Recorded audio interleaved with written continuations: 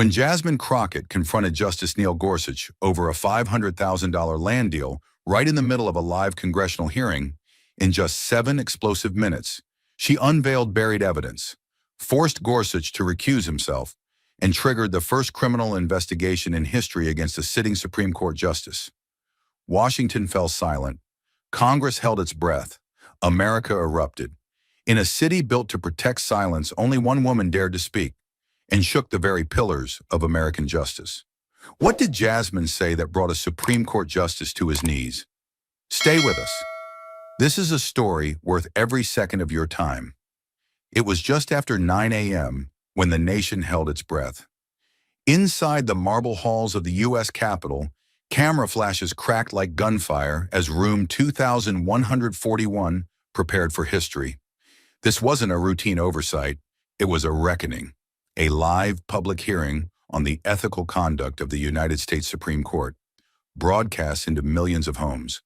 Every microphone was hot, every lens locked in, and at the center sat Congresswoman Jasmine Crockett, a fierce voice from Texas, now squaring off against the most insulated bench in America. Some had questioned her role, too young, too bold, too progressive. But the moment she stepped into that chamber, draped in courtroom black, eyes sharp behind polished frames, those doubts vanished. She wasn't posturing, she was precision. Today, Jasmine wasn't just challenging power, she was confronting the very system that shields it. Because seated across from her was Justice Neil M. Gorsuch, the first sitting Supreme Court justice ever forced to testify under oath for a private financial deal shrouded in silence. Gorsuch entered the room like a man above consequence. He wore his privilege like armor, stoic, untouchable, flanked not by clerks or colleagues, but by a seasoned Georgetown attorney. He offered no nod to the chair, no glance at the dais. He simply sat, arms folded, jaw firm, his entire posture radiating contempt. To the millions watching, it was unmistakable. He wasn't just denying wrongdoing. He was denying the legitimacy of the hearing itself. The tension was thick enough to split. Jasmine didn't blink. At the core of this hearing was one explosive allegation, that Justice Gorsuch had quietly sold a Colorado property for nearly $500,000 to Brian Duffy, CEO of Greenberg Traurig, a law firm with over 20 cases argued before the court. The issue wasn't the sale, it was the secrecy. On his mandatory ethics disclosure, Gorsuch had simply left the buyer's name blank. A checked box, a blank line, 3 inches of silence. That omission brought him here, and Jasmine Crockett was about to ask the question that no one else had dared. But Jasmine Crockett didn't come to stare him down. She came to lay down facts, and the first one hit like a controlled detonation. With a deliberate calm, Jasmine reached for a folder already tabbed and highlighted. Her fingers moved without hesitation, like someone handling evidence in a courtroom, not a hearing. Let's begin with the land, she said, her voice steady, her posture unshaken. She pulled out a full-color satellite map, unfolded it carefully, and held it up. Within seconds, staff projected the same image across the digital screens flanking the committee room. The aerial view showed rolling terrain in Granby, Colorado, quiet, unassuming, until her laser pointer struck the red dot on screen. This, she continued, is the parcel of land sold by Justice Neil Gorsuch shortly after his confirmation to the Supreme Court. She let the moment breathe. Then came Exhibit B, the official property deed. On screen, 2 names stood out in black ink. One, Neil M. Gorsuch, listed as the seller. The other, Brian Duffy, CEO of Greenberg, Traurig LLP, as the buyer. And here, Jasmine said, tapping the buyer line, we see the man who paid nearly $500,000 for this property, the head of a law firm that has stood before your bench, Justice Gorsuch, no fewer than 22 times since this transaction occurred. A hush fell over the room. Even the clicking of keyboards slowed. Jasmine didn't raise her voice. She didn't need to. The weight of her words carried more force than volume ever could. You sold this property just 9 days after taking your oath to serve on the highest court in the land. On your mandatory financial disclosure form, you noted the sale, but left the buyer unnamed. She turned back toward the committee. Not redacted, not protected, just left blank. She paused, then faced him fully. That's not a clerical error. That's a choice. She stepped aside and another screen lit up. A scrolling timeline. 22 cases, each with its own citation number, date of oral argument, and outcome. In 16 of them, Gorsuch ruled in favor of Greenberg's clients. This isn't a coincidence, Jasmine stated. It's a pattern that suggests more than oversight. It suggests entanglement. The chamber had never been quieter. Even the ambient hum of the cameras seemed to die. Jasmine advanced. So I'll ask the question the public's been screaming for years now. Why didn't you recuse yourself from any case involving Greenberg Traurig after accepting $500,000 from their CEO? Justice Gorsuch leaned slightly forward, his face unreadable, as if he'd rehearsed this moment 1,000 times. He smoothed the sleeve of his jacket, adjusted a cufflink with calculated care, and finally answered, flat, detached, and almost bored. I don't recall who the buyer was. The words fell like a trapdoor opening beneath the room. A ripple of disbelief swept across the audience. One aide dropped a pen. A reporter near the back of the chamber mouthed the words, "Are you serious?" Cameras caught the shift in posture, shoulders tensing, jaws clenching, glances exchanged in stunned silence. Jasmine didn't blink. She didn't gasp. She had seen this exact tactic before. Power wrapped in practiced amnesia, arrogance disguised as detachment. She wasn't surprised. She was ready. She stepped forward one final inch and leaned into the microphone. Not to perform, but to strike. Then allow me to reintroduce him to you, Justice Gorsuch, because Brian Duffy remembers. But silence was never the endgame. Jasmine hadn't come for denial. She came to reveal what power looks like when it thinks no one's watching. Slowly, deliberately, Jasmine reached into the final sleeve of her folder, the one she had marked with red tape the night before. Her fingers paused for half a second, not from hesitation, but from recognition. This was the moment everything pivoted. She drew out a single page and held it aloft, letting the thick paper catch the light. Across the top in bold letters, confidential, internal correspondence. She didn't speak at first. She let the silence stretch, holding the attention of every person in the room like a string pulled taut. Then with a nod, she passed the page to the clerk. Within seconds, it appeared on the twin projection screens behind her.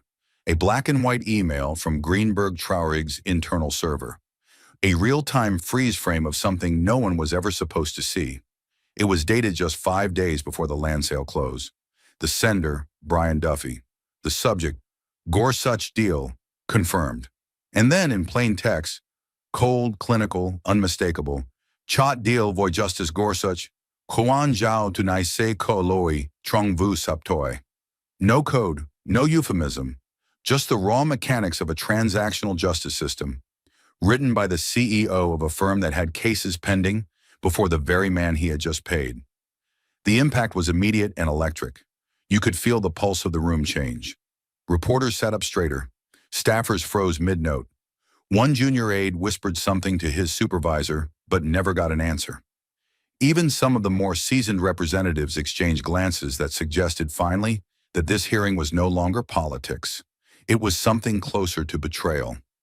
Jasmine took a breath, then stepped closer to the microphone. Her voice was calm but laced with a sharpened edge, each word landing like a gavel. "That's not speculation," she said. "That's intent. That's a law firm whose CEO bought property from a sitting justice, acknowledging, in writing, that the transaction was a strategic move for influence before this court." She didn't raise her voice. She didn't need to. The email had already screamed everything the public needed to hear. She turned slowly, letting her eyes settle on each member of the committee. "We have debated ethics. We have debated disclosure. But we are no longer debating intent." She let that hang in the air, her gaze steady, unshakable. This is not about the appearance of impropriety. This is impropriety, written, archived, time-stamped. It was then that Representative Langston, a Republican from North Carolina with a long record of defending the judiciary, broke the silence. He leaned forward, pressed his mic button, and said tersely, "Mr. Chair, I move to suspend these proceedings immediately until counsel can review the validity of this so-called document. His tone wasn't measured.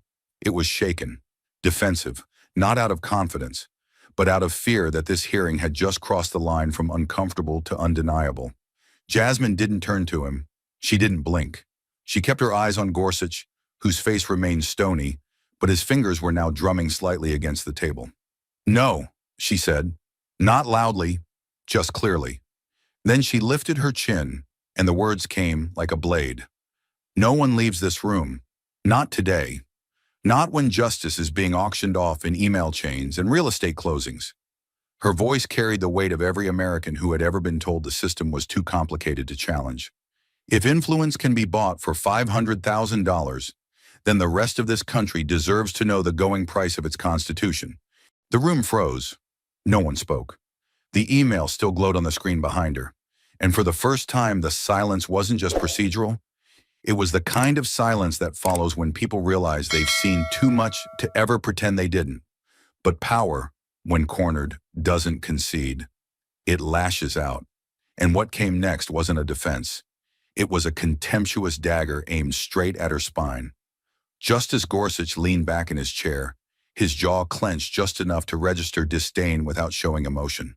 The room was still thick with the echo of Jasmine's words, her refusal to let the hearing be silenced, her unwavering demand that justice not be negotiated behind closed doors. But instead of engaging the evidence, Gorsuch chose another path. He shifted his gaze toward her, slowly, deliberately, as if deciding whether she was even worthy of acknowledgement. Then, with the cool, effortless cruelty that only comes from decades of insulation and unchecked authority, he spoke. "I don't take ethics lessons from someone like you." The words weren't shouted, but they hit the room like a dropped anvil. Not just dismissive, targeted. A phrase that carried centuries of coded condescension in 5 words. Someone like you, a woman, a black woman, a freshman congresswoman challenging a Supreme Court justice on live television. The subtext wasn't buried, it was broadcast. The silence that followed wasn't empty, it was loaded, like the stunned breath between the trigger pull and the gunshot. A few heads turned. Some committee members looked down, pretending to take notes. Others clenched their jaws, unsure if they should intervene or wait for the fallout. Jasmine didn't move. She didn't flinch, but the heat behind her eyes sharpened. Her hands tightened ever so slightly on the edge of the table. Not in weakness, but as if she were bracing for an earthquake that had already begun. What made it worse wasn't just the insult. It was how normal it sounded coming from a man in power. He knew exactly what he was doing. He was reminding her that this chamber, this system, this history, was built for him, not for her. And in that moment, the hearing stopped being about property sales or disclosure forms.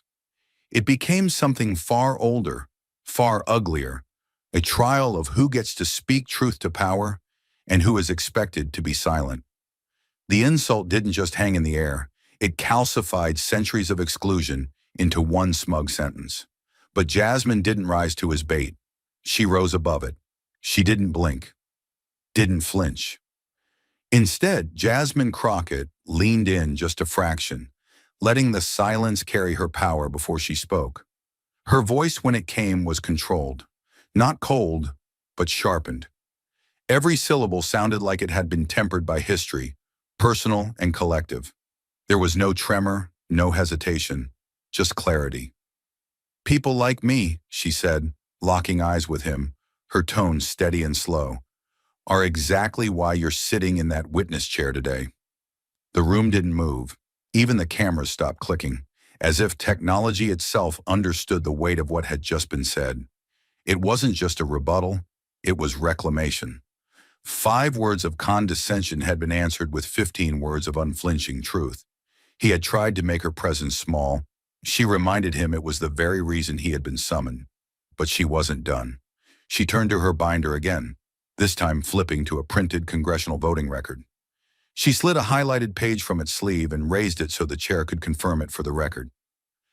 "Let the record reflect," she said evenly, "that Justice Gorsuch voted against a judicial ethics reform bill in 2020, a bill that would have required every member of the court to disclose financial transactions with any party appearing before them."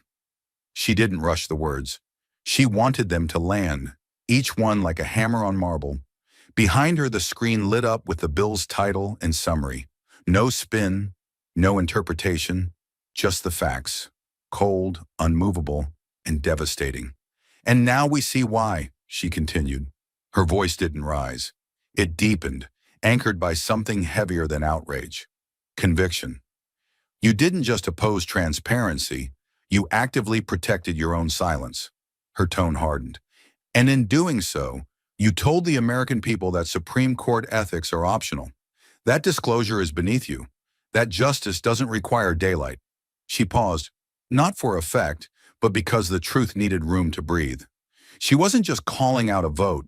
She was exposing a system that let one man shield himself behind black robes while rejecting the very light that justice demands. And in that moment, everyone watching understood. Gorsuch wasn't just on trial. The institution he served and the shield it gave him was too. But ethics forms weren't the beginning of this story. For Jasmine Crockett, the rot went deeper, far beyond real estate transactions and unchecked power. It began, like so many things in America, in a classroom. She closed the binder in front of her and reached for something that looked worn, less official, more personal. A manila folder, thin but carefully protected. She opened it, unfolded a typed letter, and paused. The silence in the hearing room was starting to feel less like a pause and more like a kind of judgment. An awareness that what came next wasn't just legal, it was human. "I'd like to enter into the record," she began, a letter written in 2012 by a third-year law student at the University of Colorado. She turned the page to the audience behind her. This student, a black woman, graduated in the top 5% of her class. She applied for a prestigious clerkship program and was told point blank that she wouldn't be considered because she didn't represent the ideals of intellectual neutrality. The words hung heavy. She was confused, Crockett continued. She pressed for clarity. What did that mean? She had the grades. The clerkship office even praised her writing. And then came the explanation that the professor overseeing the selection process did not believe in diversity-driven placements. That professor was Neil M. Gorsuch. A ripple of tension moved across the committee chamber.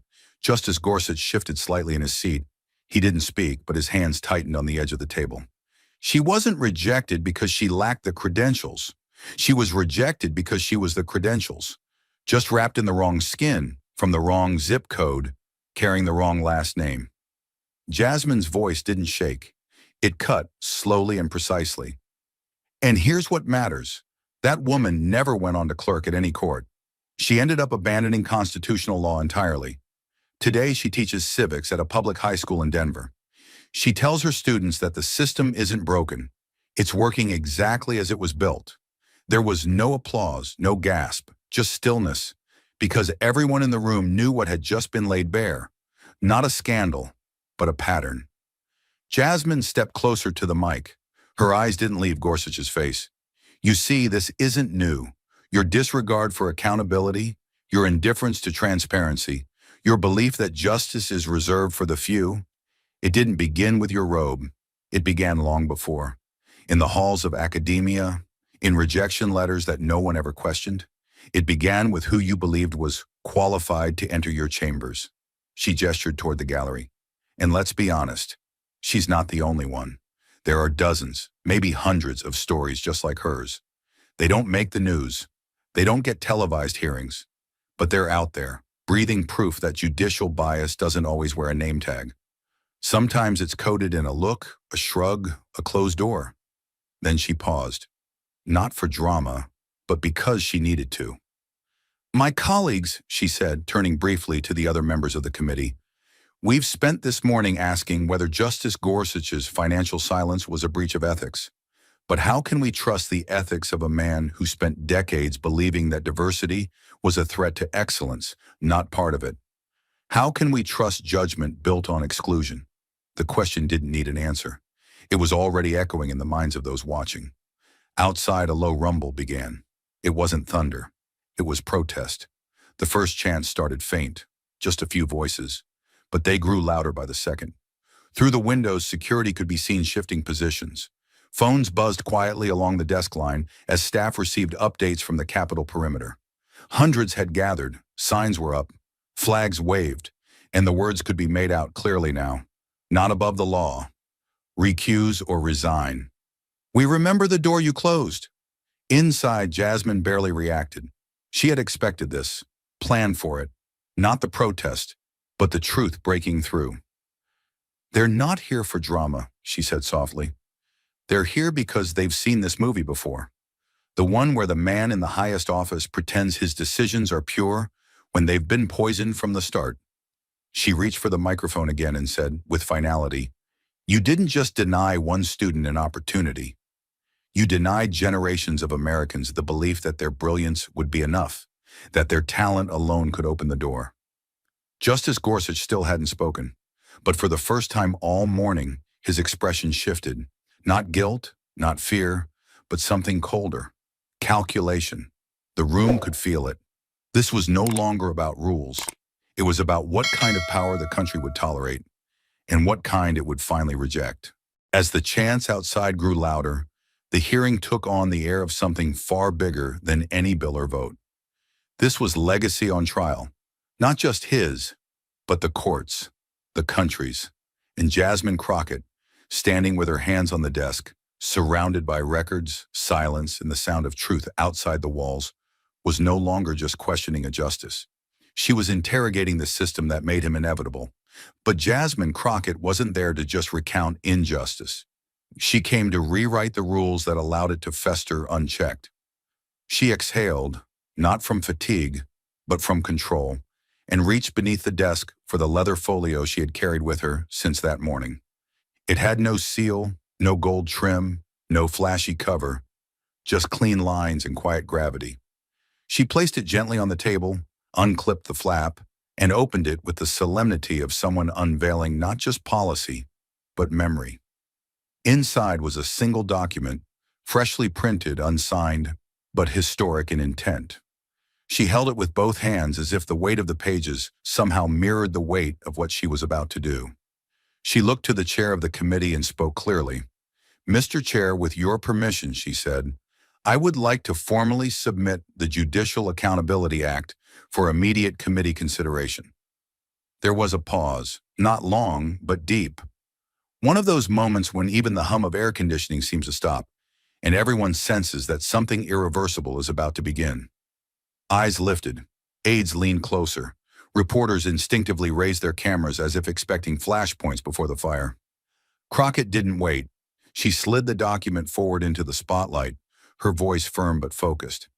"This legislation would require every sitting and future Supreme Court justice to disclose a full 10-year history of all financial holdings, transactions, and property transfers, including those involving any person or entity with business before the court." Her tone didn't waver. In a world of politics where statements are often softened for consensus, hers was delivered like an indictment. Not of one man, but of a system that had for too long confused elevation with exemption. She continued, eyes steady as they moved across the room. "It mandates annual updates, independent audits, and immediate recusal from any case involving prior financial relationships. No more voluntary compliance.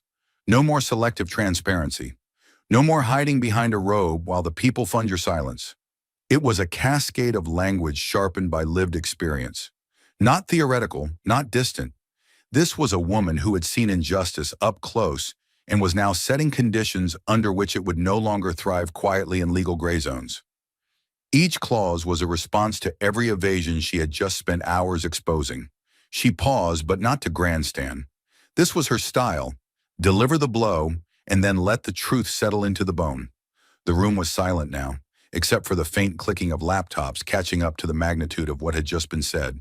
Then, as if to seal the intent behind her words, she added, "This act doesn't target one man," she said, her gaze sliding briefly, but unmistakably, to Justice Gorsuch. "It restores a principle that no one, not even a justice of the Supreme Court, is above accountability." That sentence didn't just land. It rearranged the energy in the room. The judicial branch had long lived behind velvet ropes, high on its marble pedestal. But now Crockett had aimed legislation straight at its spine.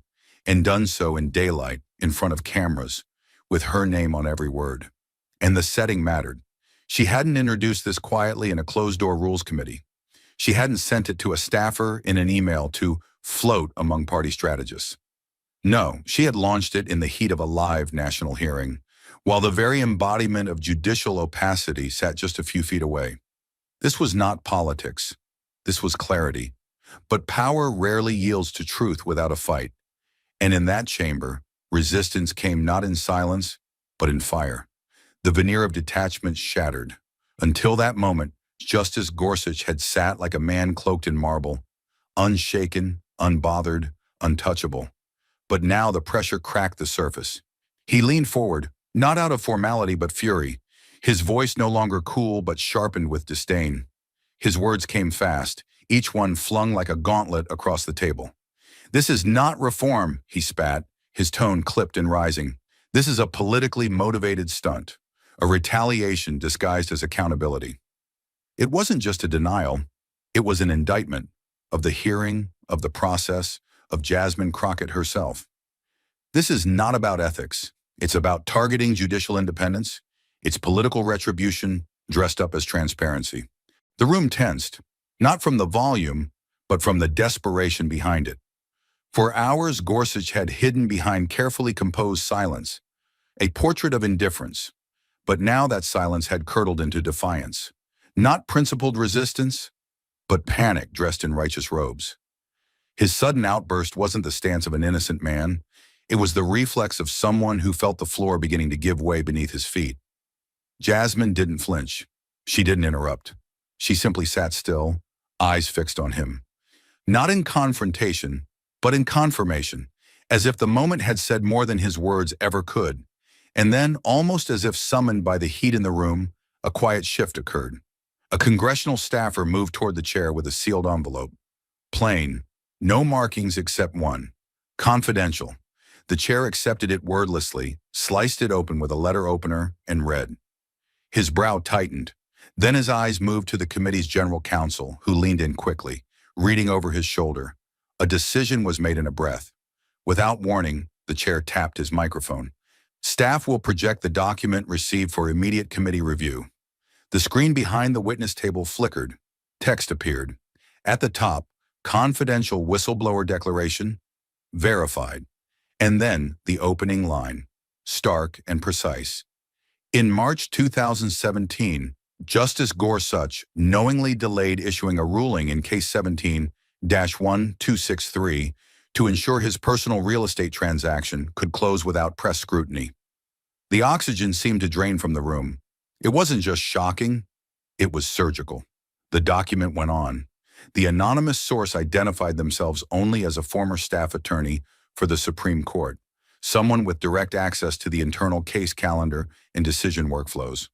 The ruling, originally drafted and ready for publication by February 28th, was postponed until after April 4th. The Colorado cell closed on April 1st. In 2 sentences, the entire framework of defense Gorsuch had built collapsed into dust. This wasn't about disclosure anymore. This was about deliberate delay, strategic silence, an abuse of the timing mechanism of the highest court in the nation for personal protection. Several members of the committee visibly shifted in their seats, not out of partisanship, but disbelief. One aide covered her mouth with a trembling hand.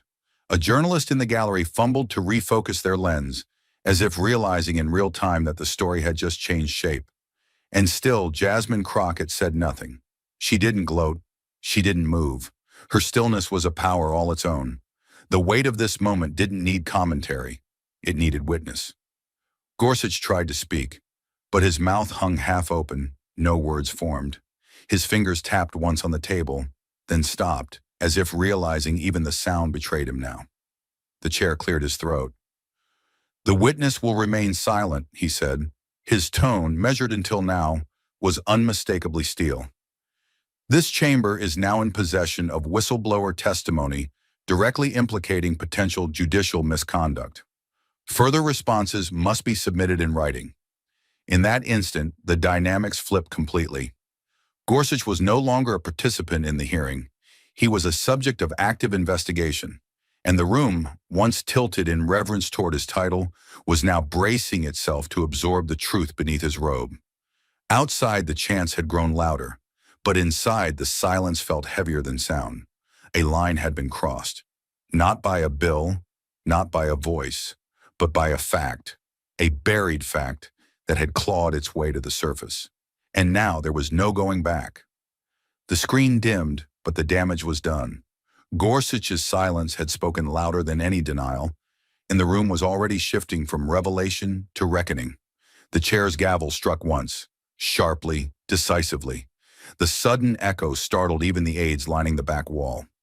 "This committee will now move into emergency session," he declared. His voice, once procedural, now carried the weight of an irreversible decision.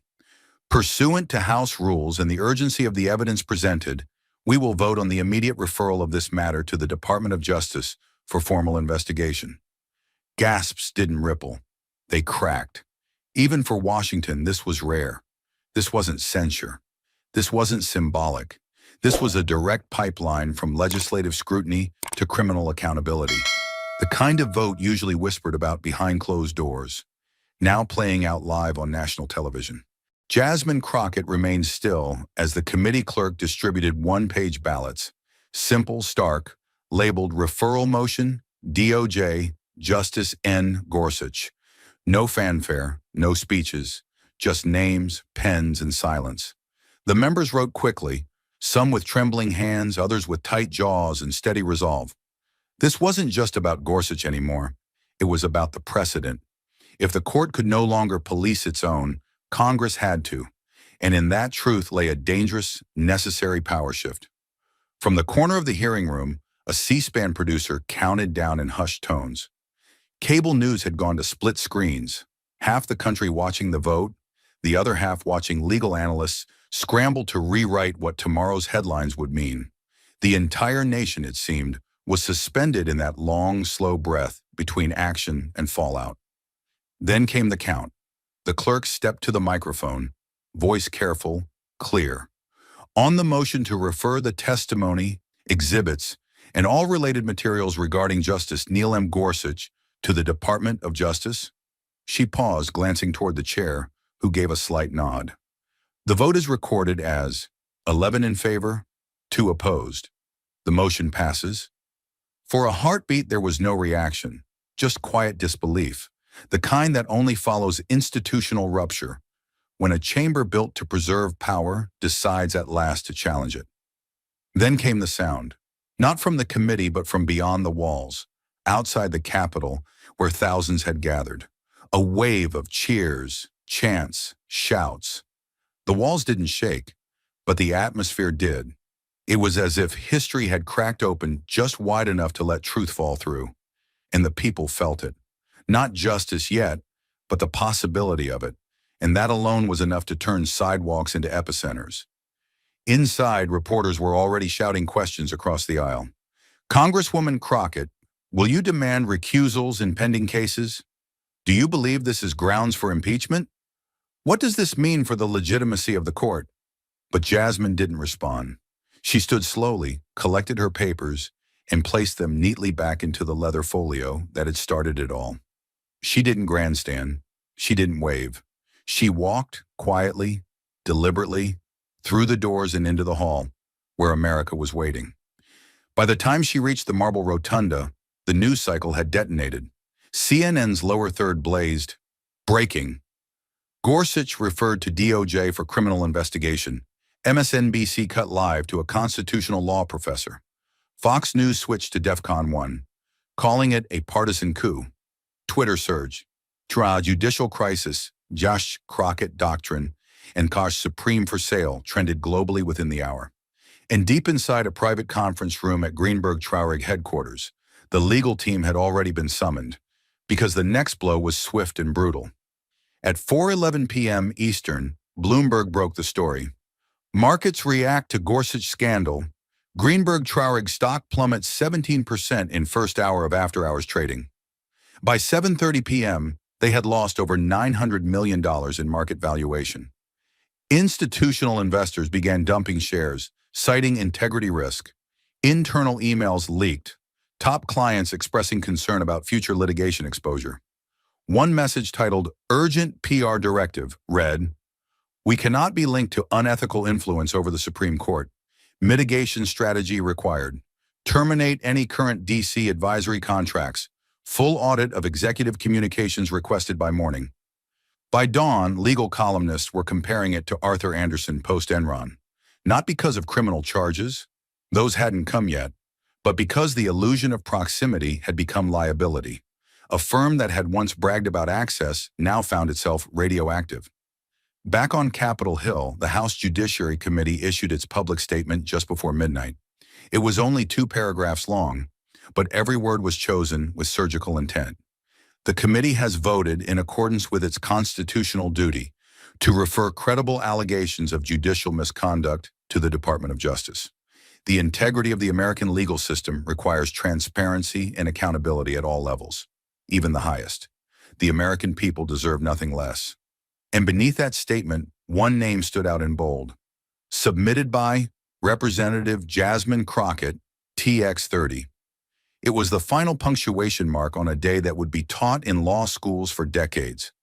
A day when Congress stopped treating the Supreme Court like a shrine and started treating it like what it was supposed to be, a public institution answerable to the people.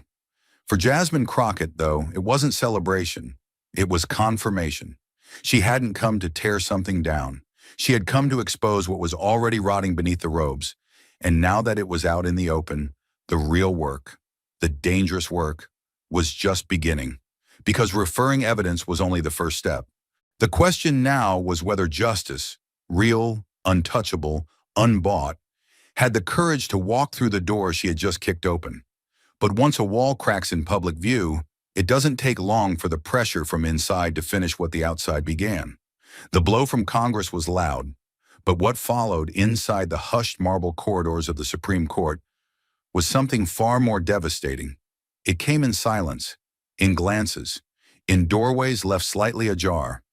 It came not from protesters or journalists, but from within the bench itself, from justices who had once spoken of collegiality, now forced to confront a colleague whose silence had become a stain. Justice Sonia Sotomayor was the first to speak, not in the press, but in chambers. According to a leaked memo later confirmed by 2 court clerks, she requested a closed-door ethics review, an unprecedented internal inquiry into Justice Gorsuch's financial disclosures and case history. The language was careful, legalistic, but there was no mistaking the intent. The court cannot shield itself from scrutiny when trust is eroded from within, the memo read. If we do not act, the institution will fracture under the weight of our silence. Justice Ketanji Brown Jackson followed days later, not with a memo but with action. She refused to join Gorsuch's majority opinion draft in a key upcoming business ethics case, citing unresolved questions of integrity that could compromise the court's credibility. For a sitting justice to call out another, in writing, in internal circulation, was unheard of. The leak of that statement to the Washington Post was not accidental. It was a signal. A fracture had formed in the high court's illusion of invulnerability, and now the world could see it. By that Thursday, Chief Justice John Roberts had summoned an emergency administrative meeting, again off the record, and again not unanimous. The topic was clear: public confidence, institutional optics, and Gorsuch's continued participation in upcoming cases involving Greenberg-Traurig. Pressure was mounting fast. Clerks were being pulled from assignments. Internal legal teams were being looped into conflict reviews normally reserved for the lowest federal circuits. Then came the inevitable. 3 upcoming cases, Greenberg-Traurig vs. FEC, Trivanti Systems v. United States, and Bernstein et al. V. Securities and Exchange Commission, all had one thing in common: direct or indirect involvement by the law firm whose CEO had bought Gorsuch's land. And now, with the DOJ referral active and whistleblower allegations still under review, Gorsuch had no choice but to recuse. The recusal memo, dated and filed quietly, was just 4 lines long. But those 4 lines cracked open a new chapter. To preserve the integrity of this court and ensure impartiality in all proceedings, I recuse myself from deliberation and judgment in the above-captioned cases due to conflict of interest concerns presently under inquiry. No apology, no admission, just retreat. The move sent shockwaves through the federal judiciary. Legal blogs lit up with speculation. Scholars questioned whether prior rulings needed to be re-examined. Activists called for more recusals. Some began pushing a broader audit of all financial relationships involving justices over the last 2 decades. The court was no longer an island. It had become a battlefield. And the public? The public moved fast. What started as a late-night tweet from a political ethics nonprofit ballooned within hours into a nationwide campaign. The hashtag was simple: #resign Gorsuch. The website launched by 10 a.m. the next day. It featured just one line beneath the justice's photo: "No one who manipulates the law for personal gain deserves to interpret it for the rest of us." Within 24 hours, the petition had broken 800,000 signatures. By the second day, it had passed 2 million, faster than any judicial petition in U.S. history. Celebrities reposted it. Law professors endorsed it. Veterans groups, teacher unions, and even former judicial nominees added their names. A dozen state bar associations released public statements supporting further investigation. Cable networks ran hourly updates on the signature count, treating it like an election night. But what struck hardest wasn't the petition itself. It was how united the anger felt across political lines. This wasn't partisan. This wasn't progressive outrage. This was institutional betrayal, and it hit something primal. Even those who had once defended conservative jurisprudence now found themselves asking one question: if a justice alters the calendar of justice for personal gain, what else will they bend? Inside the court, the atmosphere had changed entirely. Conversations no longer lingered. Lunchrooms emptied quicker. Drafts from Gorsuch's office came later and thinner, reviewed more heavily by staff who were now instructed to maintain chain of custody standards on internal documents, a quiet admission that trust had eroded not only externally, but between chambers. One junior clerk, speaking anonymously to The Atlantic, said, "It used to feel like working in the clouds, above the mess. Now it feels like standing inside the storm." And Justice Gorsuch? He said nothing. No interviews, no statements, no press releases. But his walk changed, shoulders stiffer, eyes cast downward, steps a little quicker through the hall between chambers and courtroom. The confidence that once carried him like a fixed star through controversy had dulled. The robe still carried weight, but now that weight pressed inward. And Jasmine Crockett? She remained where she had always been, in motion. In interviews, she refused to gloat. "This isn't about taking someone down," she told PBS NewsHour. "It's about lifting up the standard. We can't ask the American people to believe in justice if we don't hold ourselves to the same rules they live under." Her words landed harder because she had never raised her voice. She hadn't stormed out of hearings. She hadn't attacked. She had built a case, with facts, with courage, with relentless calm. And now that case had moved the needle of a nation. Back inside the Capitol, the Judiciary Committee quietly updated its referral file with every new revelation: recusal memos, internal leaks, statements from fellow justices. It was no longer just evidence. It was an accumulating storm file, growing heavier by the day. The DOJ had not yet commented, but the writing was on the wall. And across the country, from classrooms to courtrooms, one phrase echoed louder than the rest: if even the highest court can fall to secrecy, then transparency isn't an option. It's survival. The Supreme Court had never faced a reckoning like this, and it had only just begun. While the marble halls of the court sat in silence, a very different kind of voice was rising, clear, defiant, and impossible to ignore. The ballroom of the Washington Renaissance Hotel was packed wall to wall.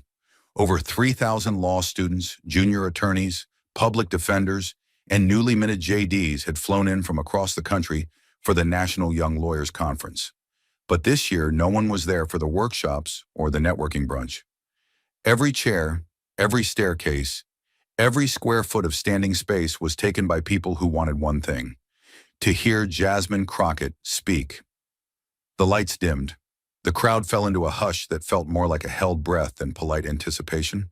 There were no gimmicks, no video montage, Just a lone podium, a single spotlight, and a woman walking toward it with the slow, deliberate confidence of someone who had already changed the rules and now came to redefine what they meant. Jasmine Crockett stood at the microphone, letting the silence work for her.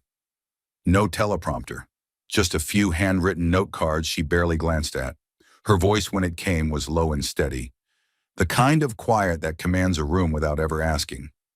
I was taught, she began, that law is a shield and a sword, that it protects the innocent, but also cuts through the lies power tells itself to survive.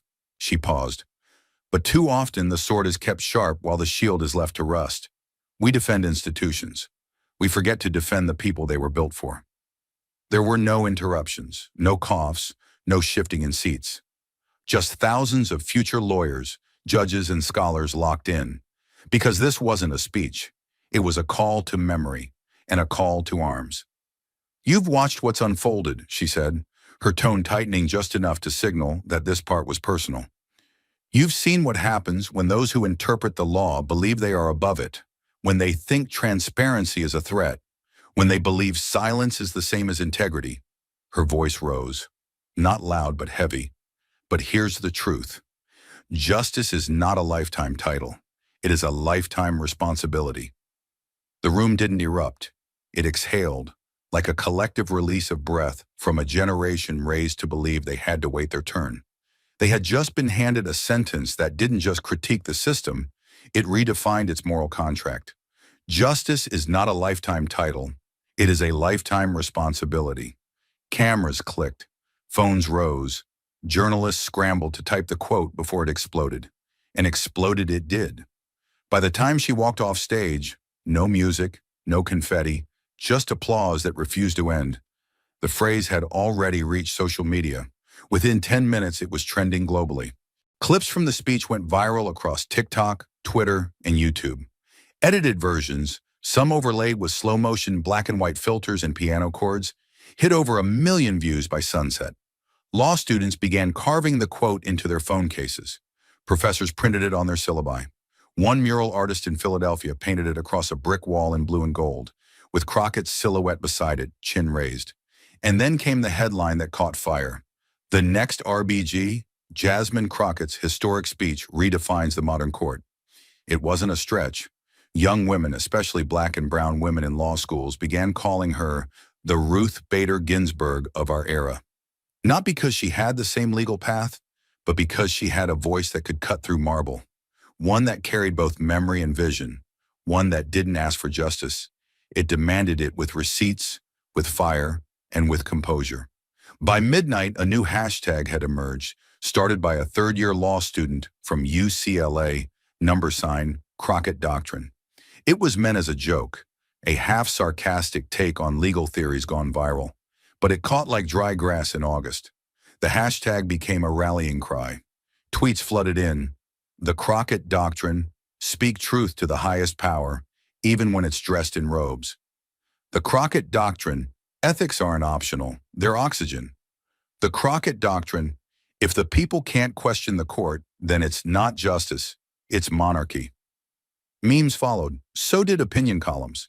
And within 24 hours, CNN invited Crockett to deliver a televised address on Anderson Cooper 360. Not a panel, a speech, alone, on prime time. But behind the spotlight and the viral fame, Jasmine Crockett remained painfully aware of what had made this moment possible. Injustice. Raw. Repetitive. Systemic. She hadn't risen by outshouting others. She had risen by showing what it looks like to outlast a system that expects you to fold under the weight of your own decency. In private, she told her team, "They're calling it the Crockett Doctrine, but it's not mine. It belongs to every black woman who's been interrupted in court. Every public defender who's watched clients get sentenced while white-collar crooks walk free. Every student told they weren't neutral enough for a clerkship. Because Crockett knew something the headlines hadn't yet grasped. This wasn't a moment, it was a warning. If justice is to survive, it must evolve. If truth is to matter, it must interrupt. And if institutions refuse to clean their own house, then those who were never invited in will have to do it for them." That was the doctrine. And it was just getting started. While the internet crowned a doctrine, the wheels of justice began turning, not with spectacle, but with the cold precision of something unstoppable. At 6:02 a.m. Eastern, before sunrise kissed the Capitol dome, the first federal subpoenas were quietly dispatched. No sirens, no press releases. Just sealed envelopes and encrypted communications, leaving the Justice Department's public integrity section under strict chain of custody protocols. Their destination: 3 financial institutions in Colorado, 1 private law firm in D.C., and the Administrative Records Department of the Supreme Court of the United States. The criminal investigation into Justice Neil Gorsuch had officially begun. It started not with a bang, but with a whisper, a deliberate silence that meant only one thing in Washington: things were real now. By 9 a.m., when the DOJ confirmed the probe with a carefully worded press briefing, "We are conducting a full criminal investigation into allegations of financial non-disclosure and judicial interference by a sitting Supreme Court justice," the floodgates opened. Cameras swarmed the DOJ steps. Microphones were thrust into the faces of analysts, clerks, and constitutional scholars, as if any one of them might have the quote that could hold history in a sentence. News outlets cleared schedules. Social media surged. But inside the department, the mood was grave, mechanical, relentless. This was not politics anymore. This was law. Attorney General Melissa Granger, a former federal prosecutor known for dismantling corporate corruption rings, took the lead herself. No delegation, no stand-ins. Her statement, delivered from the DOJ's 7th floor with a voice that cracked 0 times, was clear. The Department of Justice will pursue this matter with the same commitment to integrity we expect from the court itself. No one is above the Constitution. Those 14 words ricocheted through the nation. No one is above the Constitution. They weren't new, but they had never been aimed so high. Within hours, federal agents with judicial authority filed formal requests for Gorsuch's real estate transaction records, internal Supreme Court scheduling calendars, and all email correspondence between Gorsuch and Greenberg-Traurig personnel in the 6-month window surrounding the 2017 property sale. The requests weren't narrow. They were sprawling, like a net designed to catch not just one moment, but the culture that allowed it. Behind closed doors, current and former clerks received subpoenas. Some cried, others lawyered up. A few, according to DOJ officials, broke down mid-interview, not from guilt, but from the crushing knowledge that the system they had once revered now hung by the thread of their testimony. One of them, a former scheduling aide, provided a document that would become central to the case: a private email chain in which Gorsuch requested that a ruling draft be held through Q2 due to pending personal matters.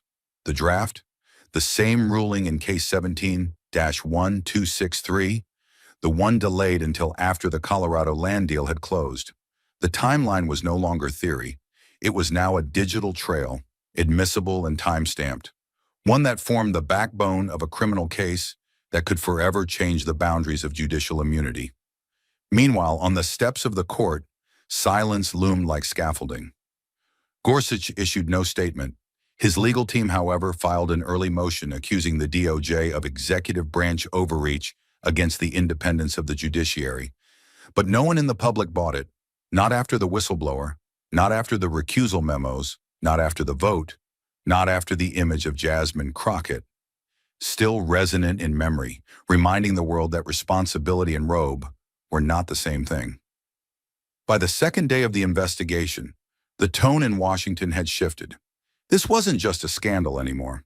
This was a constitutional confrontation. Law professors from Yale to Berkeley began publishing emergency symposiums online.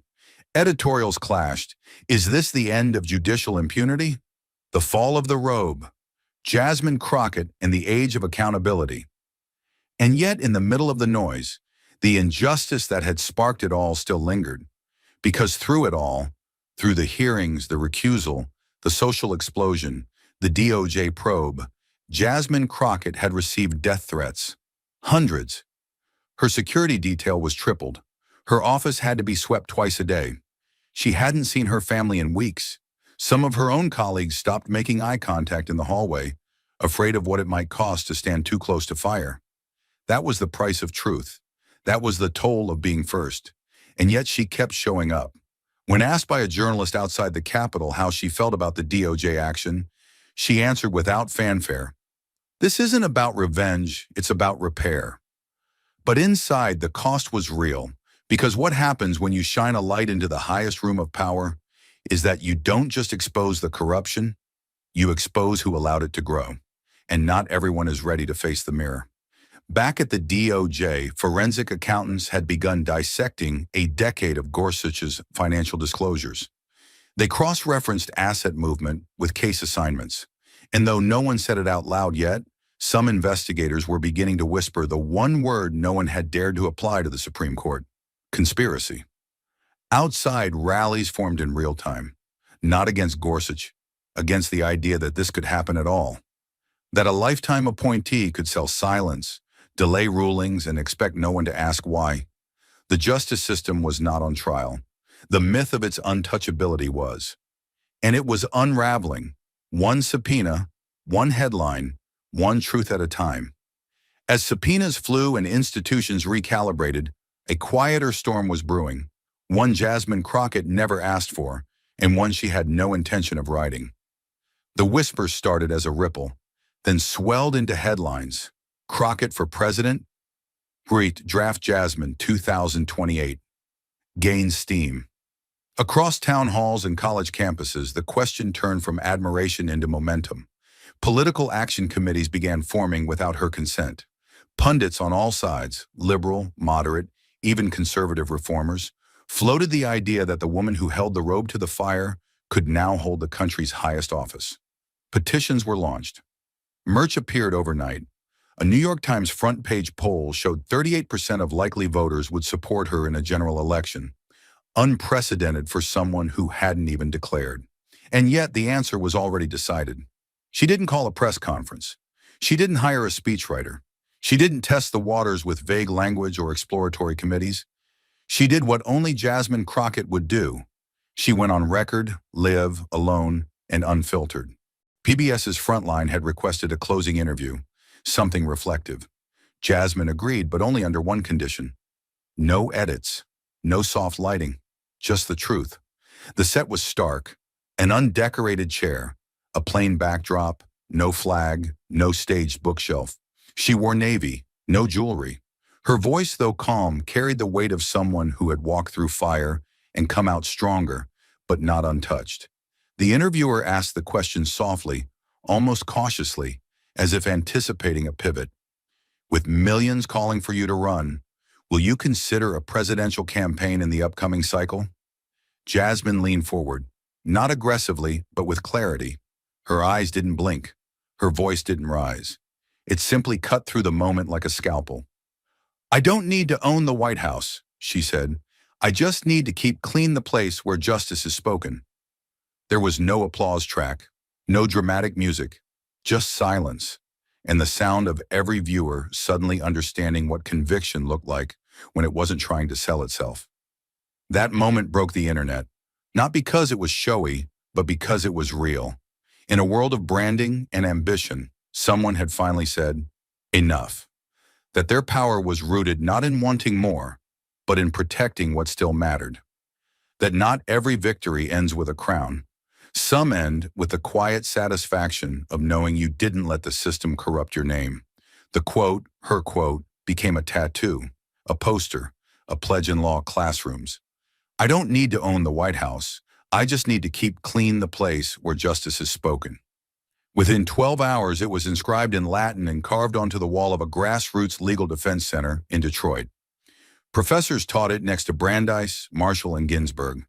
Civil rights groups adopted it into mission statements. And across social media, the hashtag changed from Crockett for president to something bolder, more enduring: Crockett line.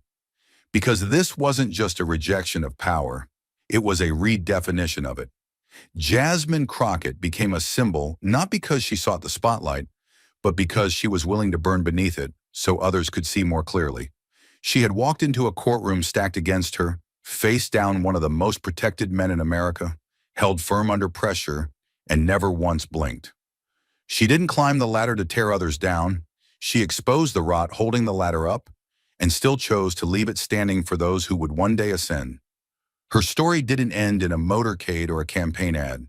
It ended the way all truth should, with the system forced to look at itself in the mirror she held up. And yet somehow that wasn't the end. In every corner of the country, her name remained, spoken not in chants but in courtrooms, in classrooms, in whispered moments between young girls who had once thought justice was someone else's job. She had shown them that power wasn't just about who sat on the throne, it was about who refused to be crowned when their people needed a shield instead. The marble steps of the court grew quieter, the chamber forever altered. The robe, once used as armor, was now, for the first time in generations, subject to review. Reform bills passed, disclosures were updated, confidence, while bruised, began to stitch itself back together. But it did so only because one woman had refused to lie still beneath the weight of tradition. And though the cameras moved on and the headlines faded, the echo remained. In libraries, in petitions, in one simple sentence written on the walls of history, not by power, but by principle. I just need to keep clean the place where justice is spoken. And when the cameras dimmed, when the crowd dispersed and the applause gave way to silence, what lingered wasn't her words. It was the question she left behind. What does it truly cost to stand for justice when everyone around you is trained to look away? That was the lesson buried beneath every hearing room, every whisper campaign, every threat that Jasmine Crockett faced along her ascent. We like to believe that truth is enough, that facts will speak for themselves, that the law will correct itself when it begins to rot. But the truth is this: systems don't collapse under the weight of corruption. They collapse under the weight of the silence built to protect it. Jasmine didn't break the system. She forced it to hear itself scream. And in doing so, she showed the world the difference between holding power and holding a principle. She walked into a chamber where she was expected to be ornamental, a flash of formality, a symbolic face in a sea of polished suits. But she refused to play a role. She chose confrontation over comfort. She chose to be uninvited rather than unspoken. And the world watched as her courage peeled back layer after layer of institutional arrogance, revealing something far uglier beneath. A legacy built not on justice, but on selective privilege, wrapped in robes and reinforced with tradition. The human cost of her resistance cannot be sanitized. She was mocked, threatened, isolated. Even those who privately cheered her bravery stayed publicly neutral. Some of the very institutions she fought to restore treated her as an outsider, too direct, too uncompromising, too unwilling to speak in code. But that, perhaps, was her greatest weapon. She refused to be fluent in the language of careful betrayal. She spoke truth the way it needed to be spoken, loud, specific, and without apology. And in doing so, she reminded an entire nation of something we're taught to forget: that justice doesn't belong to the powerful. It belongs to the persistent. It belongs to those who show up when the odds are impossible. It belongs to those who stay standing when others sit in silence. It belongs to the ones who carry their principles not like armor, but like open wounds, and still keep walking. There's a reason her words went viral, not because they were catchy, but because they were carved from experience, because they carried pain and clarity in equal measure, because every person who had ever been denied a seat at the table, every woman who had ever been spoken over, every voice that had ever been softened to survive, they heard something in her that they recognized, the sound of truth refusing to wait for permission. And yet, perhaps the most profound lesson wasn't about Jasmine at all. It was about us, about a country that watched a single woman demand accountability from the very structure designed to be untouchable, and then had to ask itself, why did it take so long? Why was she the first? Why did the marble crack only after it was met with a voice that had been told for generations to stay quiet? The answer, as always, is uncomfortable, because we build our systems to look strong, but we rarely ask if they are fair. We celebrate tradition even when that tradition silences dissent. We confuse status with wisdom. We confuse robes with righteousness. And when someone dares to expose the difference, we call it radical.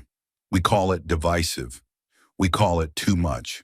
But that's the lie, because justice is never too much. It's simply too rare. So here's the human lesson carved from every page of this story. Justice isn't an institution. It's a choice. A daily one. A dangerous one. A lonely one. It doesn't begin in marble chambers or courtroom gavels. It begins in whispers, in resistance, in a woman standing alone with a folder full of facts and a voice full of fire. And in the end, justice isn't what saved her. She saved it. Thank you for watching until this moment and for standing with us on this journey for justice. Your support means everything. Like, subscribe, and turn on notifications so you never miss what's next. And we'd love to hear your thoughts. Leave a comment below and let us know what moved you most in this story. Together, our voices make a difference.